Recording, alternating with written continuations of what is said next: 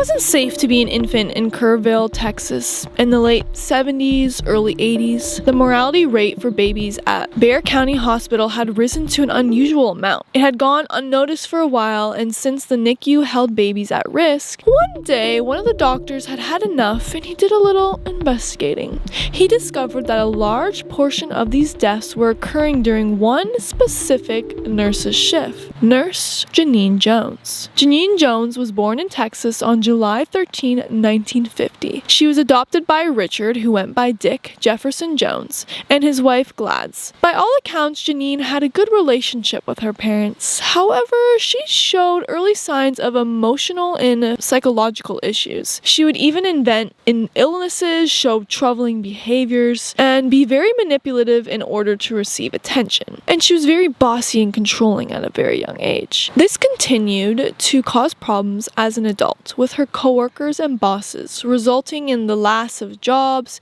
in more than one incident.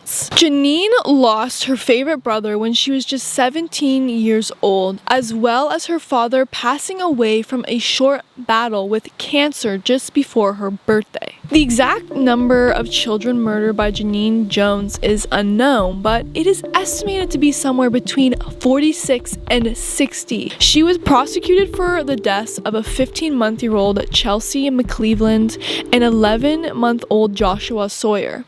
Genene Jones' type of serial killing is categorized as the angel of death crime. She would poison her victims by injecting them with digoxin, heparin, and other drugs to create a medical crisis with the intent of reviving and saving them.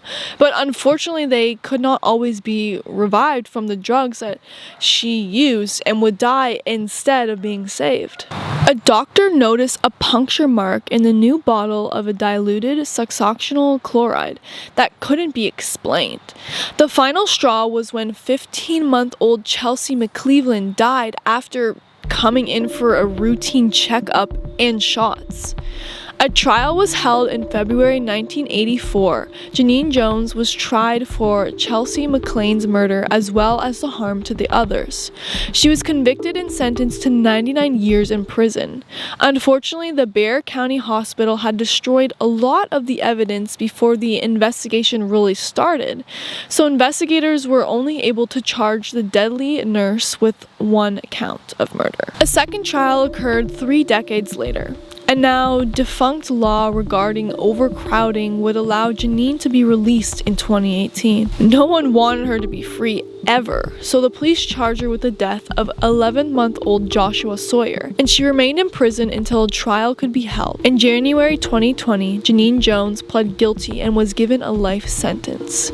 She will never be released. I know for a fact that I have done no wrong. I have caused no harm. I've caused no deaths to anyone, either here in Bexar County or in Kerrville. As always, our hearts and thoughts really go out to the victims and the families of this case. This is such a heartbreaking case of such innocent lives that can't be helped, where a nurse comes in and just takes that away. That is just honestly diabolical. The devil work. That's just absolutely evil. I can't believe that.